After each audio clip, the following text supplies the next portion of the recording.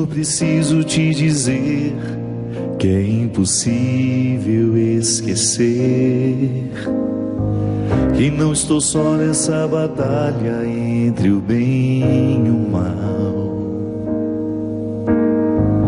A cada nova experiência eu te glorifico mais. Te ter é maior diferença em mim. Se os bons combates eu não combater, minha coroa não conquistarei. Se minha carreira eu não completar, de que vale a minha fé tanto guardar? Se perseguido aqui eu não for, sinceramente um cristão não sou. A tua glória quero conhecer, viver a experiência de sobreviver.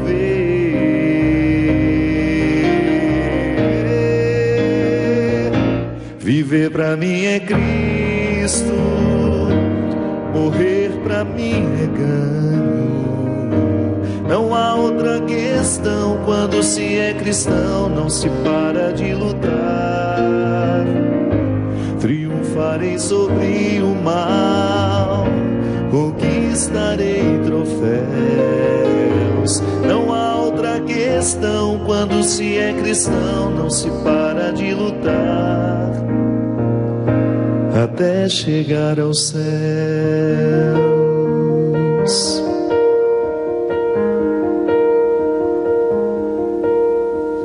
Se os bons combates eu não combater, minha coroa não conquistarei. Se minha carreira eu não completar, de que vale a minha fé tanto guardar? Se perseguido aqui eu não for, sinceramente um cristão não sou. A tua glória quero conhecer, viver a experiência de sobreviver.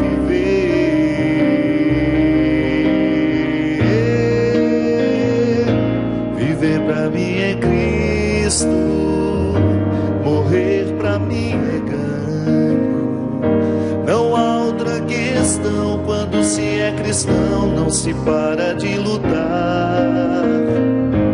Triunfarei sobre o mal, conquistarei troféus. Não há outra questão, quando se é cristão não se para de lutar, até chegar aos céus. Muito boa noite, é com muita alegria que nós começamos mais um programa Direção Espiritual. A gente sabe que a dinâmica da vida cristã, ela nos prepara a eternidade, mas ela também nos traz muitos benefícios históricos. Sim, a gente não vive a nossa fé somente pensando na eternidade, seria uma alienação, né? Todas as esperanças que nós alimentamos pela força da nossa fé é para nos ajudar a conquistar a qualidade da vida aqui também. Eu não posso acreditar num discurso religioso que me retire da possibilidade de desfrutar uma vida feliz aqui na terra.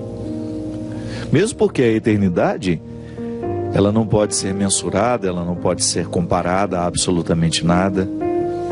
Eu tenho que fazer todo o meu empenho aqui para ser uma pessoa boa. E naturalmente, isso repercute na eternidade. É tão interessante a gente identificar, desde os primórdios do cristianismo, os primeiros movimentos dos homens e mulheres que compreenderam essa amarra do tempo presente com o tempo futuro. Quando falo tempo futuro, daquilo que será depois que nós morrermos. Que cada um pode pensar como quiser. Nós temos o referencial da teologia que nos ajuda a pensar a eternidade, mas é claro que sempre haverá uma percepção particular daquilo que eu considero como feliz, bonito e eterno. O que é bonito para mim pode não ser para você. O que pode ser satisfação para mim pode não ser para você. O céu, né? Nós temos o direito de imaginar esse céu de acordo com os nossos gostos. O que a gente não pode é perder a ligação deste céu com a vida que nós vivemos hoje. Não posso me desprender da necessidade de trabalhar o meu dia a dia com o mesmo empenho com que um atleta prepara a sua qualidade naquilo que vai disputar. A gente acabou de ver as Olimpíadas acontecendo, uma honra para o nosso Brasil, né? A gente achava que podia dar tudo errado e não. O povo brasileiro mostrou o grande diferencial, que é justamente o acolhimento, a capacidade de sermos fraternos, de acolher os diferentes que chegaram, que ficaram entre nós, de sermos gentis. Mas o que foi interessante de ser percebido é que a diferença do medalha de ouro para o medalha de prata e para o medalha de bronze eram a distâncias mínimas. Com a diferença do Bolt, né? Que o Bolt, a diferença era imensa, né, Cristian? Boa noite, tudo bem? O Bolt chegava hoje, os concorrentes dele chegavam amanhã.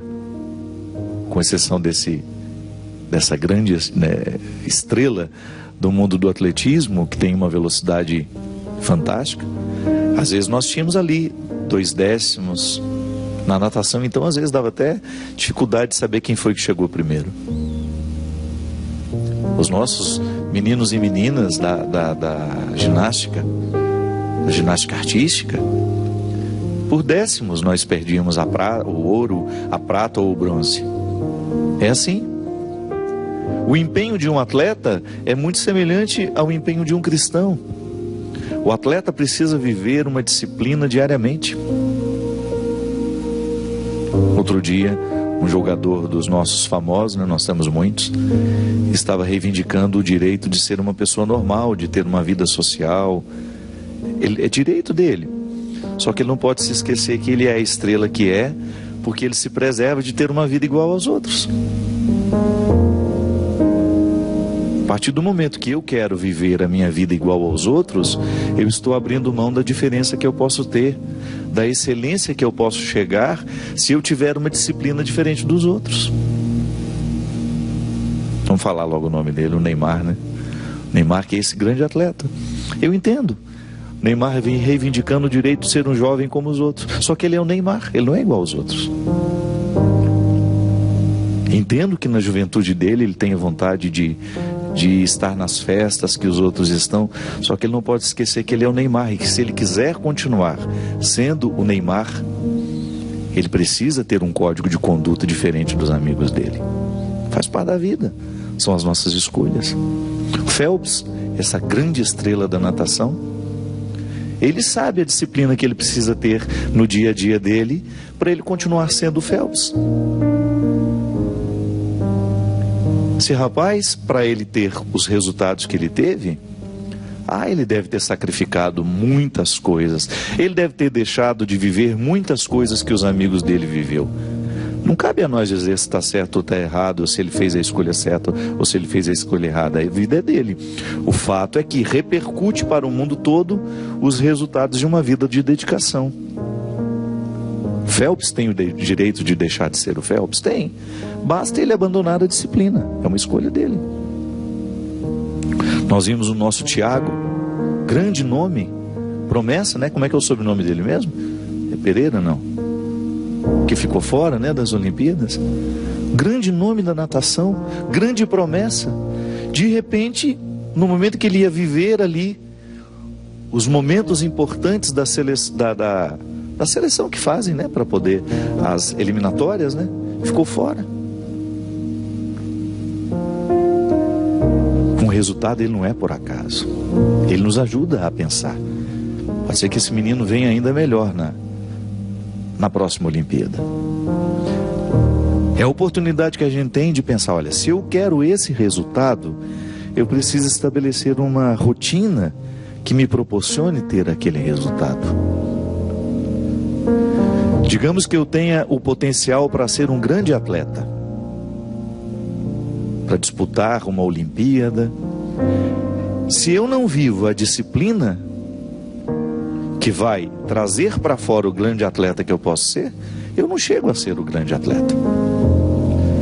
Nós temos uma revolução muito interessante dentro do cristianismo, por volta do ano 300 depois de Cristo, claro, né? Porque estamos falando de uma revolução cristã, que são os monges que fizeram a opção de ir para o deserto. Temos nestes monges um grande nome, que é Santo Antão, praticamente o pai da vida monástica. Antão e os companheiros dele foram para o deserto porque intuíram que a disciplina do corpo repercute nas disciplinas da alma. E quando nós somos capazes de submeter o corpo a um estado de disciplina, isso repercute na nossa vida espiritual. É por isso que o nosso corpo, ele é a expressão de um estilo de vida.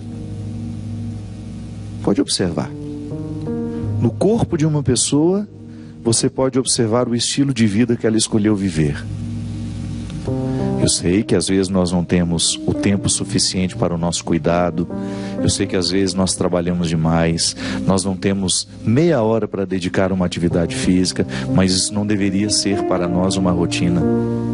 Sabe por quê? Nós negligenciamos aquilo que é fundamental.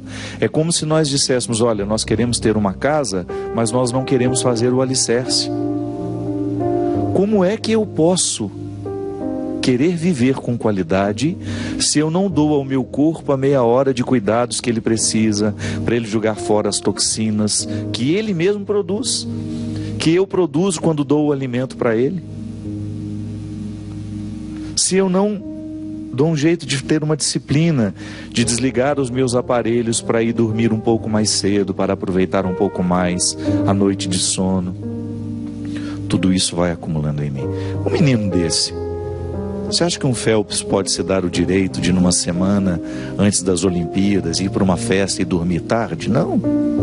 Isso repercute até na nossa atenção, na nossa capacidade de concentração. Uma noite mal dormida repercute. Imagina numa pessoa que precisa dos recursos máximos do seu corpo, da sua concentração. Se eu preciso fazer uma prova importante no outro dia, muito mais interessante que ficar estudando até tarde é eu dormir mais cedo para estar inteiro no outro dia. Antão descobriu isso, que indo para o deserto e submetendo o corpo às disciplinas. O que é a disciplina de Antão? Jejum. Conversando com o Dr. Vitor Sorrentino, que é um médico que me acompanha há muito tempo. Na verdade, eu tenho alguns médicos que me ajudam na minha vida, né? Eu tenho o Dr. Paulo Ragazzi lá em Petrópolis, que é uma pessoa maravilhosa, que já está me acompanhando há um tempo também. E o Dr. Vitor, que cuidou muito da minha parte nutricional, que mudou muito a minha vida, há mais ou menos 2 anos e meio.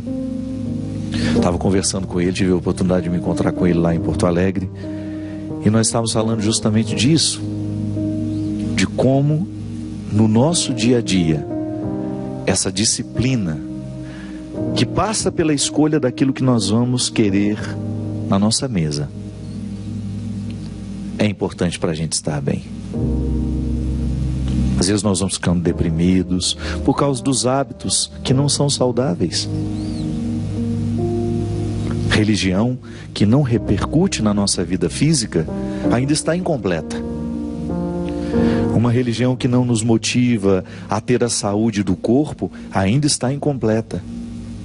Eu não estou falando desse culto ao corpo que nós temos visto nos dias de hoje, com esse excesso de gente publicando receitas disso, receitas daquilo, foco, dinamismo, né? Tá todo mundo, a palavra foco nunca foi tão usada. Todo mundo querendo ficar com o abdômen trincado. Não estou falando desse simplismo, não. Eu estou falando de um conjunto. Eu quero que o meu corpo seja a expressão do meu estilo de vida. Se eu tenho excesso de peso, que está sendo fruto da minha negligência com a minha saúde, ou com a minha falta de disciplina quando eu estou diante dos alimentos, eu preciso, por uma responsabilidade, ter coragem de dizer isso a mim mesmo. Padre Fábio, não está correto você comer tão mal. Não está correto em você fazer escolha por alimentos que não te nutrem. Tudinho mesmo, né? Eu com a Mônica é uma grande nutricionista, né? a Mônica, minha assessora principal, outro dia ela falando para mim: come esse bolinho, não sei o que, e todo dia de manhã ela estava me oferecendo um bolinho bom. Eu falei para ela assim: Mônica, eu tenho uma consciência, eu posso estar errado, não sei, é a que eu tenho aplicado para mim nos últimos anos. Eu tenho consciência que quando eu me sento à mesa, a minha primeira preocupação não é comer, é me nutrir. Eu preciso ter saúde para viver a vida que eu vivo. Eu acabei de sair de 12 shows em 12 dias. Eu preciso ter paciência, eu preciso estar feliz, eu preciso ter disposição para cantar 2 horas em todos os lugares, no outro dia sair muito cedo, viajar. Então eu tenho que cuidar da minha saúde. Então eu tenho consciência que quando eu me sento à mesa, não é só para comer, porque às vezes comer pode estar muito associado ao prazer. Sim, eu não abro mão de ter prazer na minha alimentação, mas isso não é a minha primeira preocupação. Se eu tiver que escolher entre um alimento saudável e menos gostoso, diante de um que é muito saboroso, mas não é nutritivo, você pode ter certeza que eu vou fazer a escolha pelo menos saboroso. Porque eu sei que eu preciso de nutrição. O meu corpo precisa, porque senão eu não tenho paciência, disposição de lidar com a vida que eu lido. Começar a tratar mal as pessoas, não posso. Eu tenho que estar bem para ir viver a minha missão. Diferente quando eu tenho o direito de ficar lá na minha casa, quieto, calado 2, 3 dias para poder repor as minhas energias. Mas se eu estou na estrada, se eu estou na missão, o povo precisa de mim como um padre. Então eu sei que para a minha disciplina da alma, eu preciso ter a disciplina lá nos hotéis por onde eu passo. E graças a Deus, ter a oportunidade de ver outras pessoas vivendo o mesmo. O meu cristianismo reflete na minha mesa. Conversando com o Maninho, né, e a Alessandra, a esposa dele, nesse tempo que nós ficamos juntos, o Maninho é médico, né, ele é ortopedista. E eu disse para ele: Maninho, você se alimenta muito mal. Não pode ser assim. E ele está preocupado, está numa fase de se cuidar, mas às vezes só o cuidado de ir para fazer uma atividade física não é o suficiente, tem que mudar os hábitos. E foi nesse momento que a gente conversou e falou assim: e o que é interessante é que quando o casal muda o hábito alimentar, a vida das crianças fica mais saudável. Isso é religião, minha gente. Trazer saúde para dentro de casa. Então, quando foi viver a experiência no deserto, ele foi para mudar de vida. Uma oração que repercutia no corpo, nas prioridades, né?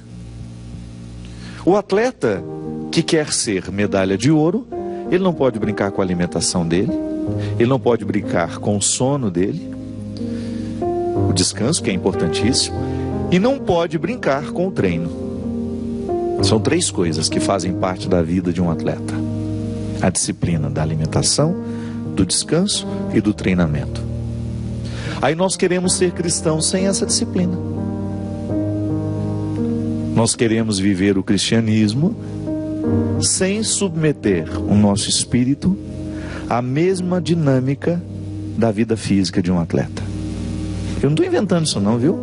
Aqui na carta de Tiago, ele fala justamente isso. Olha que interessante. Vou pôr meus óculos aqui, que eu já estou ficando velho, então já estou enxergando menos. Considerai uma grande alegria, meus irmãos, quando tiverdes de passar por diversas provações, pois sabeis que a prova da fé produz em vós a constância. Olha que interessante. A minha experiência de ser um homem que acredita me coloca na constância dos hábitos. Constância, o que é constância? Não é a sua vizinha que tem esse nome esquisito, não. Não, nem é esquisito, não é bonito o nome. Ah, dona Constância, não, dona Constância, é ser constante. É você estabelecer uma regra de vida que você não abre mão. Então eu sou constante nos meus hábitos. Vou fazer de tudo para no meu dia a dia eu ter a constância da vida espiritual. Isso é, não vou abrir mão da minha oração, não vou abrir mão da minha meditação, não vou abrir mão da minha oportunidade de refletir. E para mim a vida de oração, ela passa por esses pilares. A espiritualidade, né? Ela passa pela oração, pela reflexão e pelo exercício que nós podemos chamar de relaxamento, de concentração. Aí você dá o nome que você quiser. Você ficar pelo menos um tempo recrutando a sua capacidade de se concentrar. Constância. Ora, a constância deve levar a uma obra perfeita, que vos torneis perfeitos e íntegros, sem falta ou deficiência alguma. Aqui, ó, falando de estilo de vida. Não posso ter deficiência. Claro, deficientes todos nós somos, né? Nós nunca seremos perfeitos. Mas eu preciso viver uma vida cristã que me coloque cada vez mais no equilíbrio das minhas realidades humanas e espirituais, térreas e espirituais. Por isso que quando eu digo que no meu corpo a minha fé também está expressa, eu estou falando justamente dessa vida integral. Não estou falando de uma espiritualidade que não me ajuda a mexer nos meus hábitos, porque senão, como é que eu vou dar testemunho dessa vida de Cristo em mim, se eu não sou capaz de disciplinar a minha alimentação, gente? Eu não posso falar de vida cristã sem falar de renúncias diárias. Nós que vivemos em comunidade, não é assim que funciona? Para você dar certo com um amigo que dorme do seu lado? Meu Deus, no meu tempo de seminário, no meu tempo de vida religiosa, nós precisávamos enfrentar os nossos demônios diariamente, os demônios da convivência. Sem renúncia, nós nunca somos comunidades. Podemos até viver juntos, mas não somos comunidade. Sem renúncia, nós podemos até viver dentro da mesma casa, mas nunca seremos família. Família é o resultado de uma convivência de pessoas que aprenderam a renunciar. Sim, de nós fazermos o esforço da convivência. Então eu sei que o sofá não é inteiro meu, eu sei que o controle remoto da televisão não é só meu. Eu vou viver ao lado daquelas pessoas essa renúncia diária. Aí também, quando eu for sentar à mesa, eu preciso olhar bem o alimento que me nutre e o alimento que me dá só satisfação. Um alimento vazio, né? Quantas vezes eu já preguei sobre isso? Alimentos vazios que não têm nenhum poder de nutrição. Viram açúcar 5 minutos depois de ingeridos. Pães, né? Esse tanto de pão que a gente come, esse tanto de farinha, esse tanto de produtos que industrializados. A gente tem a opção de substituir, mas a gente não substitui. Porque a gente não quer mudar no nosso hábito. Nós não queremos renunciar. Eu sei que me faz mal, igual o cigarro. Uma alimentação ruim, ela nos intoxica da mesma forma como os outros vícios nos intoxicam. De outra forma, em outras instâncias, mas intoxica. Por que nós estamos morrendo tão mais cedo? Tanto câncer. Claro, a ciência diz que 30% dos cânceres, né, acho que é essa a porcentagem que eles dizem, são de origem genética. Já nascemos com a predisposição. Os outros 70% são hábitos alimentares, hábitos de vida, que não são saudáveis. Da mesma maneira como um atleta pode perder o dinamismo de tudo aquilo que poderia ser, porque não vive a disciplina que o seu esporte lhe pede. Morre antes da hora. Perde todas as possibilidades porque se perdeu de si mesmo. Aí eu perco as outras possibilidades. Se a alguém de vós falta sabedoria, peça a Deus, que a concede generosamente a todos sem impor condições, e ela lhe será dada.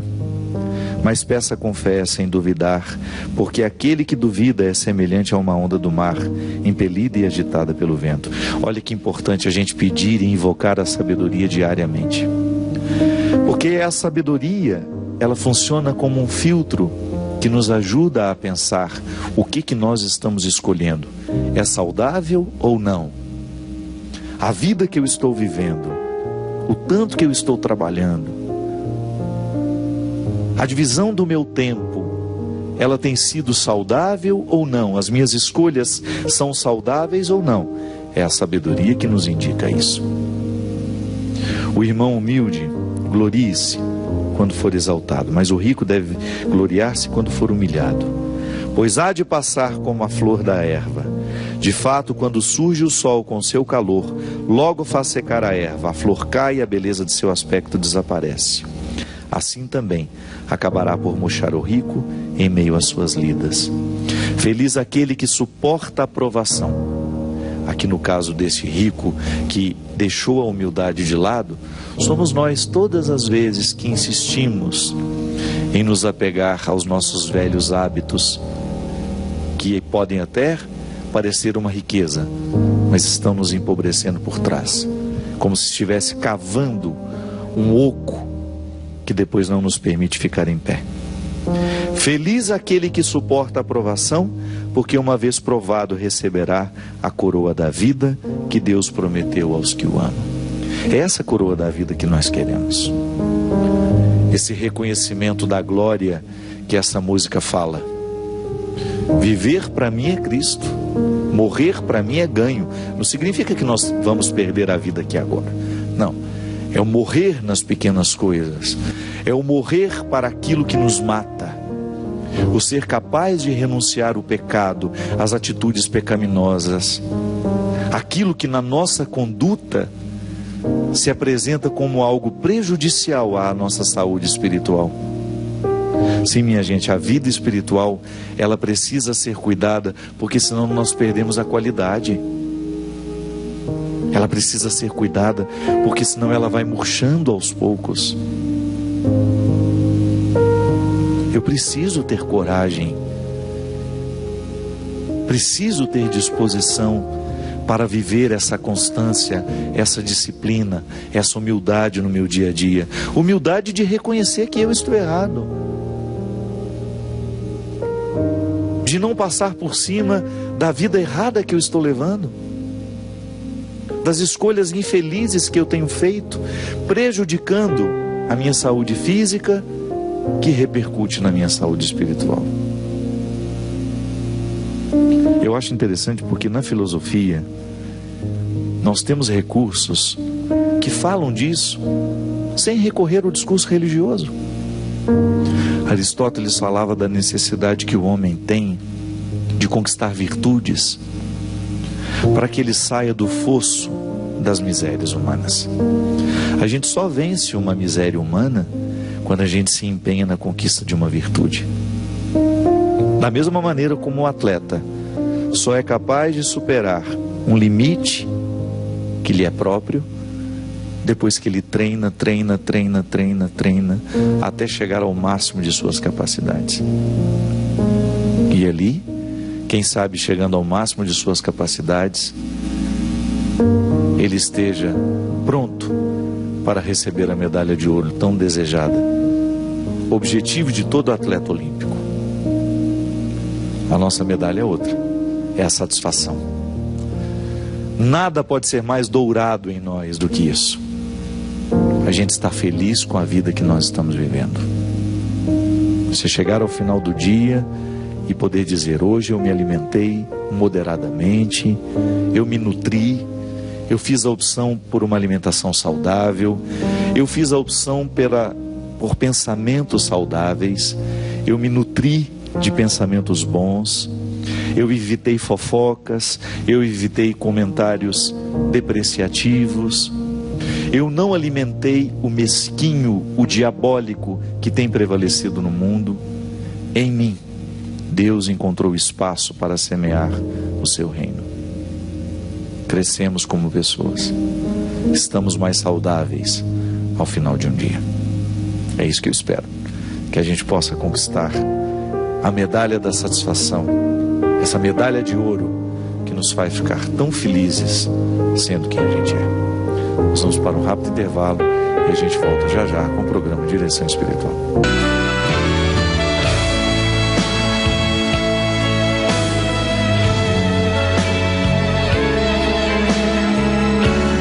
Olá, estamos de volta com o programa Direção Espiritual. Muito obrigado, você que nos acompanha, você que está ligado aqui no Sistema Canção Nova de Comunicação, que já faz parte dessa história, que já participa conosco há tanto tempo, também nos divulgando e ajudando essa obra a manter-se no ar.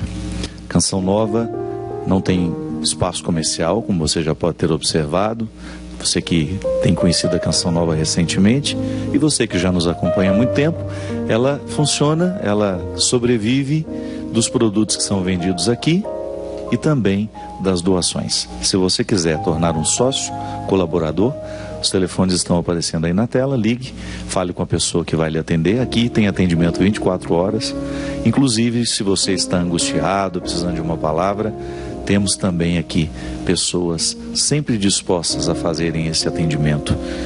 Às vezes uma palavra faz a diferença na vida da gente, né? Uma palavra que nos aconselha, que ilumina o nosso caminho, a nossa mente.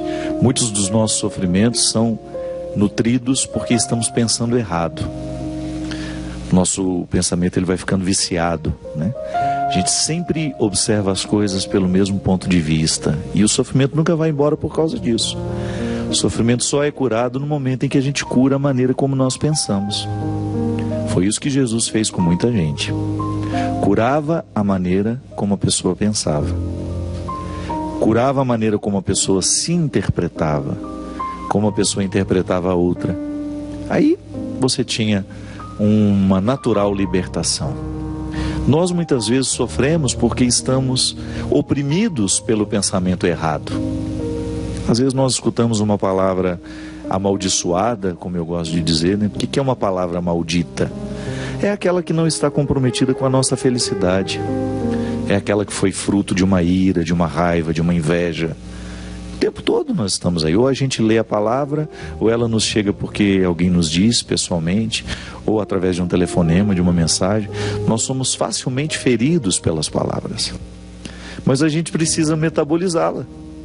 A gente precisa deixar o tempo dela ali e expulsá-la. Um desaforo não pode durar mais de 10 minutos, não. Precisamos jogar ele fora. Primeiro porque a gente não merece, né? Ficar alimentando desaforo dentro de nós. E quando nós identificamos que a palavra que nos feriu está colocada de maneira amorosa, ela vai fomentar transformações interiores. Aí a gente cresce. Mas a gente não pode ficar amargurado com palavras que foram malditas. Então, às vezes o que a gente precisa é ouvir alguém nos ajudando a expulsar a palavra que está nos adoecendo. E aqui na Canção Nova, graças a Deus, nós temos muita gente disposta a viver isso.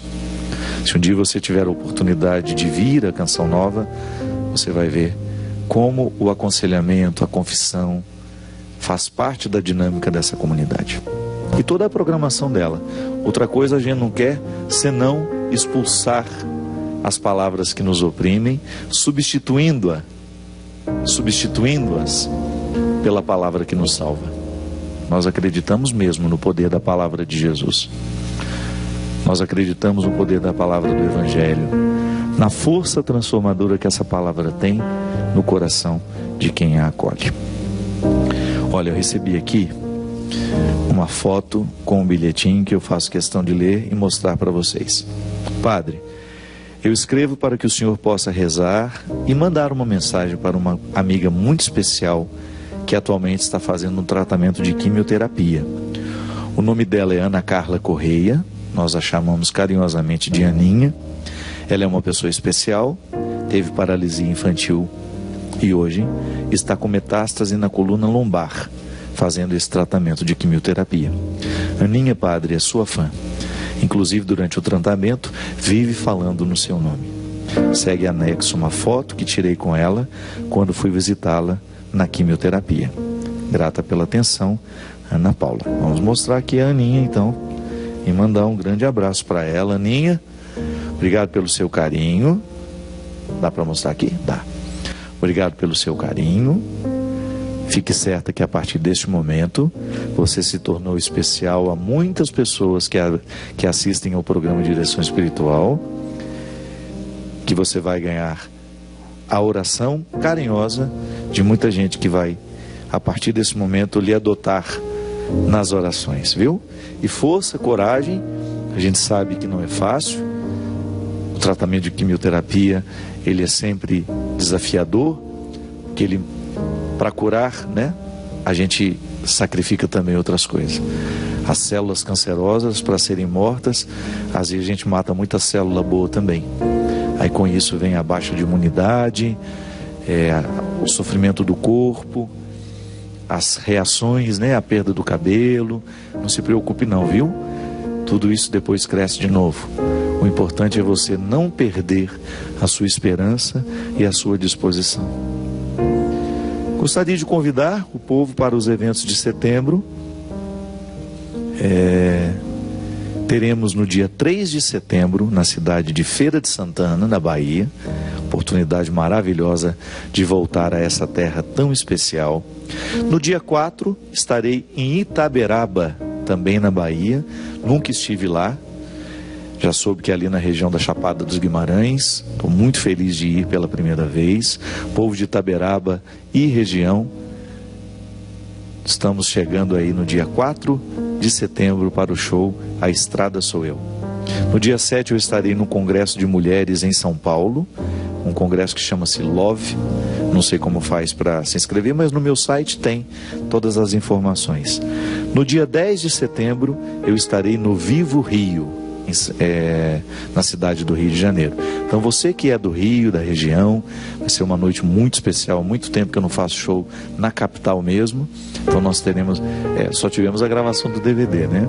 Mas numa casa de shows mesmo tem muito tempo que a gente não faz. Nós levaremos esse momento tão especial que é o show A Estrada Sou Eu para a cidade do Rio de Janeiro no dia 10 de setembro no Vivo Rio. No dia 18 estaremos em Teresina, Piauí. No dia 21 em Guariba, São Paulo. No dia 23 de setembro, show Piano e Voz em Curitiba. No dia 24 em Joinville. E no dia 25 de setembro em Niterói. Trabalha bastante esse mês, hein? Cadê onde estava aqui o que eu tinha selecionado? Tá aqui. A Gláucia. Gente, eu queria falar das peregrinações. Infelizmente a peregrinação da Polônia já está fechada. Nós já estamos com uma lista de espera grande. E algumas pessoas perguntando quando será a próxima. Nós ainda não estamos com a venda, a Obra de Maria e a Canção Nova ainda não iniciou a venda. Mas se você quiser fazer uma viagem comigo em janeiro, período de férias, nós vamos ter um congresso em Portugal, na cidade de Fátima, se não me engano, no dia 15 e 16 de janeiro. E lá eu vou pregar, vou fazer um show também lá no auditório, Paulo VI, né, que chama? Em Fátima. E nós teremos também uma peregrinação de 8 dias por Portugal, passando por lugares muito especiais. É uma viagem muito agradável. Nós já fizemos esse roteiro e a Obra de Maria, em parceria com a Canção Nova, estão preparando essa viagem para janeiro, período de férias. Se você quiser já se programar, entre em contato com a Obra de Maria e veja mais ou menos quando será essa viagem, para você receber esse comunicado tão logo essa peregrinação seja lançada. A Gláucia Pereira de Campinas, ela pediu uma bênção especial, pois ela perdeu a mãe dela, a Dona Odete Rosa, no dia 10 de fevereiro. E depois, a filha dela, Ana Caroline, faleceu de repente aos 20 anos, 2 meses depois. Imaginou que tristeza, gente? Você precisando organizar o luto, né, de ter perdido a mãe, logo em seguida você passa pela experiência de sepultar a filha. Gláucia, nós estamos unidos a você, minha filha. O que a gente pede é que neste momento não lhe falte sabedoria, porque o sofrimento é inevitável. Não tem como a gente dizer não vamos sofrer. Mas à medida em que a gente vai colocando sabedoria na dinâmica da nossa vida, o sofrimento ele vai se tornando pedagógico em nós. A gente começa a aprender com ele. E até para enfrentar o sofrimento a gente precisa dessa disciplina diária. Até mesmo uma certa paciência, né? Sem a paciência, sem entender que o processo é um dia de cada vez, a gente não consegue superar. O luto, ele é um processo humano, inevitável, que Deus não pode tirar de nós. É sempre desafiador a gente pensar nisso, né? Porque às vezes a gente tem uma visão muito ingênua de que Deus vai nos privar do sofrimento. Eu acho que é igual o corte. Depois que a gente é cortado, a carne precisa viver o processo da cicatrização. Deus não tem como ter. É difícil ficar dizendo isso, né? Deus não tem, parece que nós estamos colocando limite à sua ação. É que nós, enquanto criaturas, nós vivemos um processo que precisa ser respeitado. Deus não invade as nossas regras. Deus não quebra as nossas regras. Então, se eu corto a mão, viverei o processo da cicatrização.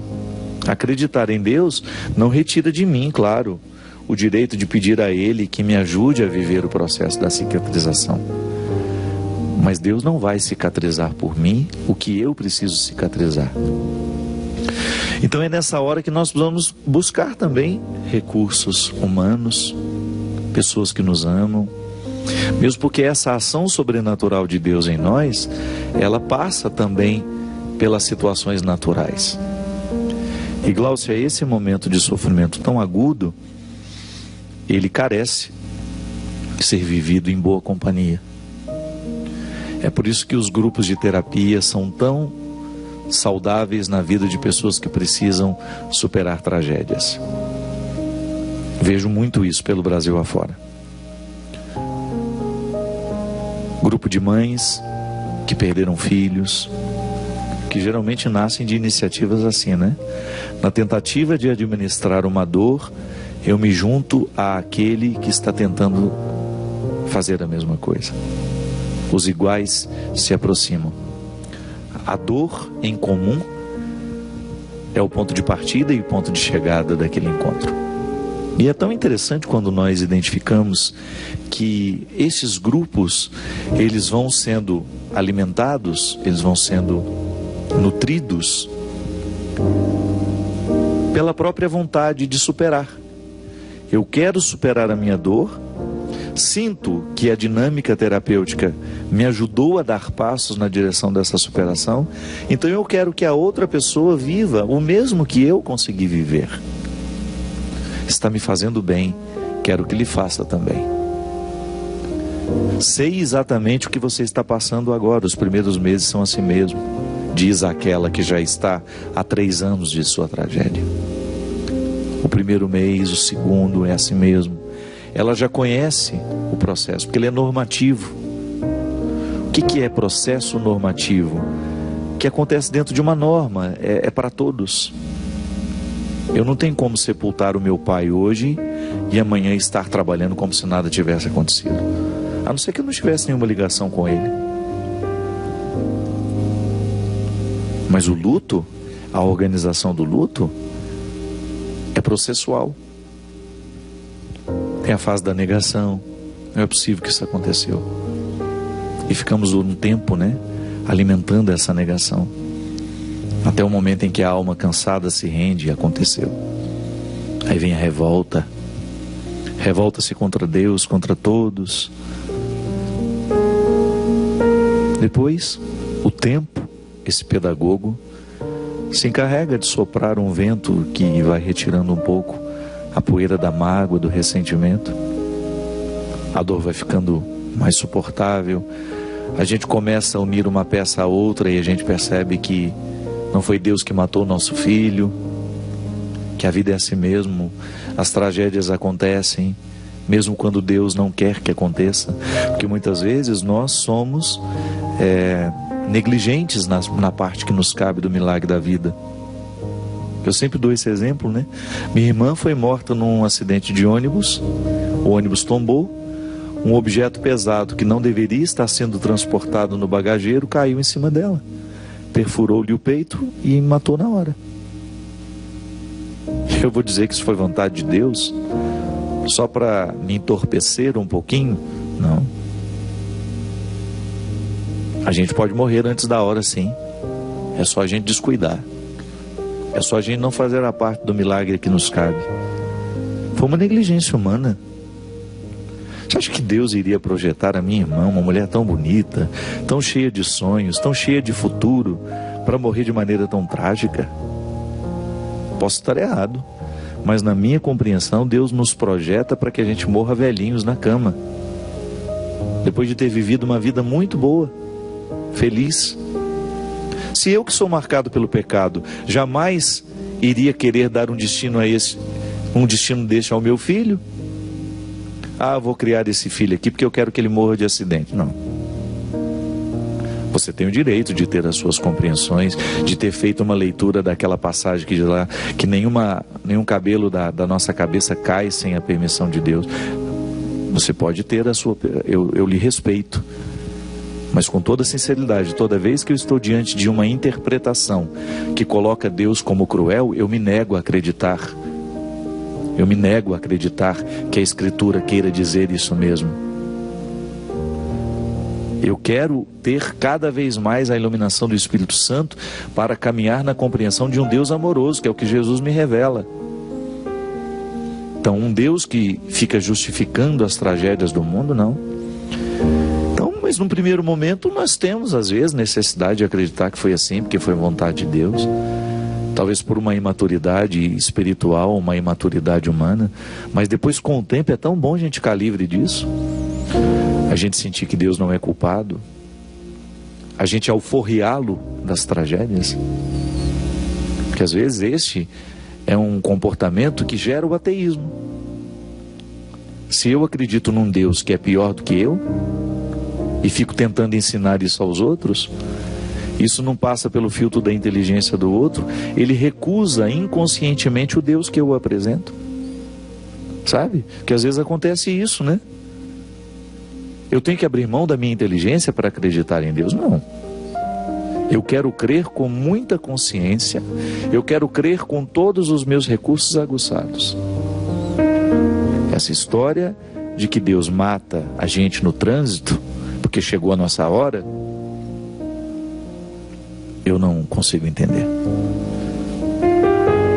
Agora, posso compreender que aquela negligência humana se torna para mim um ponto de reflexão para ajudar a orientar a minha conduta daqui para frente, porque é tão natural isso em nós, né? Você que quando deu à luz, você que me assiste, que é mãe, você sabe exatamente o que eu estou falando. Você olha para o seu filho, você consegue em alguma hipótese do seu amor, querer um futuro trágico para ele? Não. Mas por que a gente pensa isso de Deus então?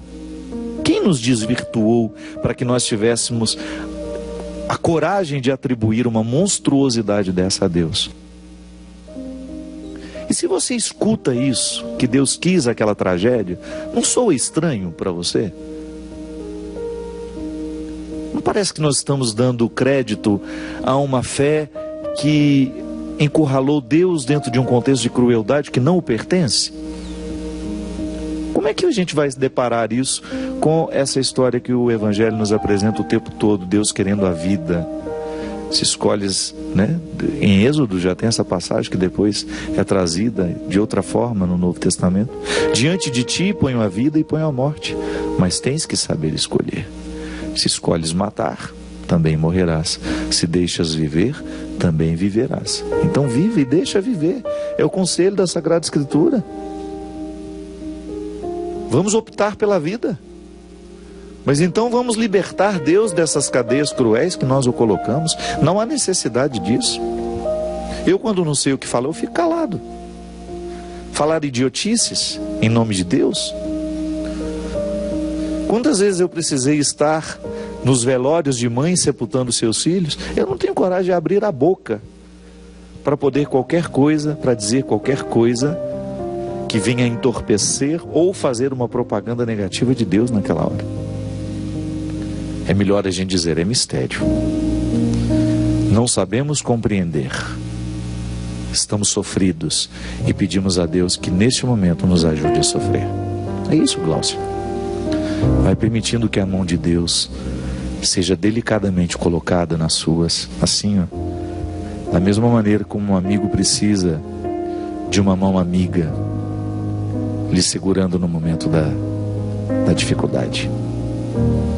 Permita que Deus lhe ofereça isso. Pode ser que Ele não lhe dê a resposta hoje, mas Ele lhe dá a sua mão.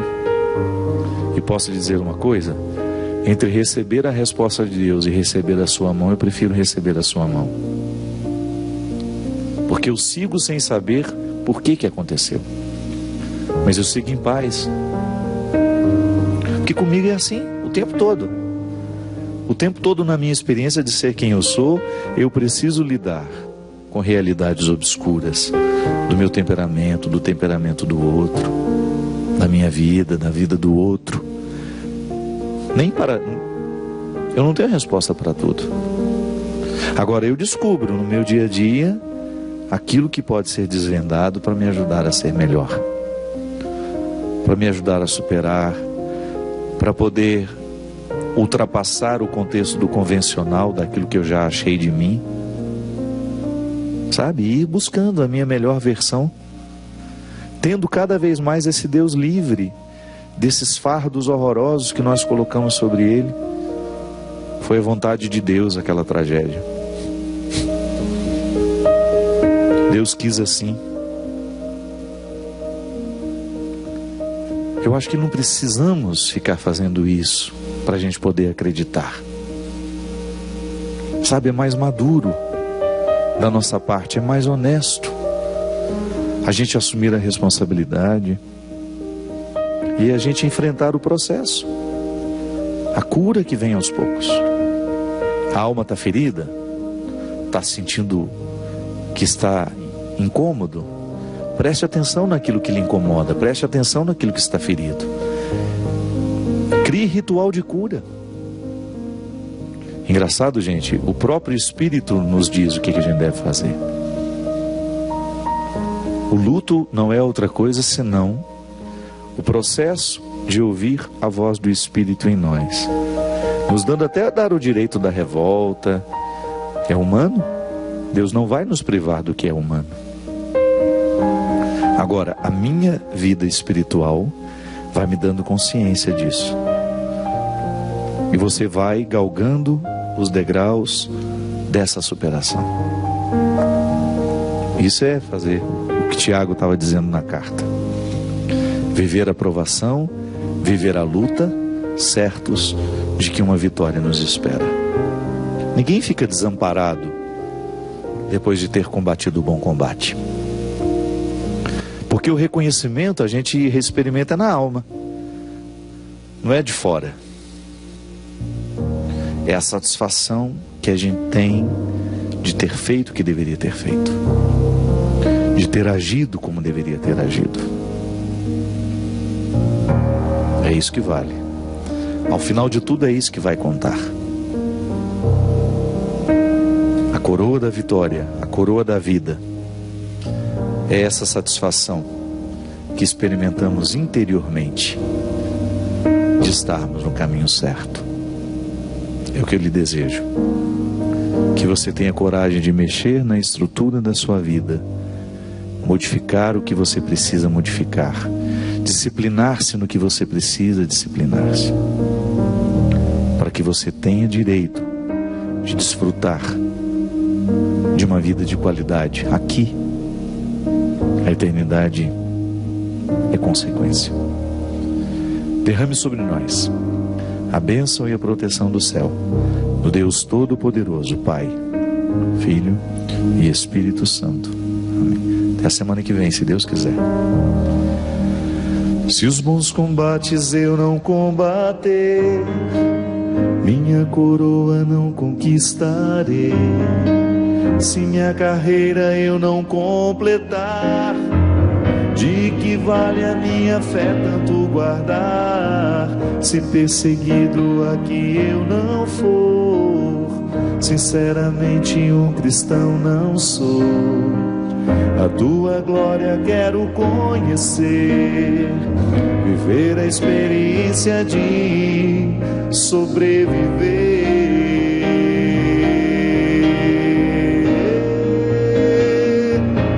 Viver Viver pra mim é Cristo, morrer pra mim é ganho. Não há outra questão, quando se é cristão, não se para de lutar. Triunfarei sobre o mal, conquistarei troféus. Não há outra questão, quando se é cristão, não se para de lutar, até chegar ao céu.